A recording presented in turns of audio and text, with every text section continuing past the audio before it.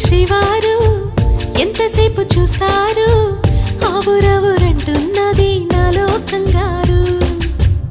ఏమిటో శ్రీమతి గారు గీత దాటి వచ్చారు తలలో మల్లెలతోటి తయారయ్యారు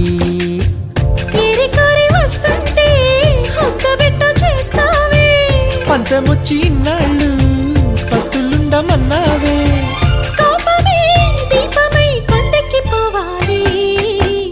ఏమంటో శ్రీవారు ఎంతసేపు చూస్తారు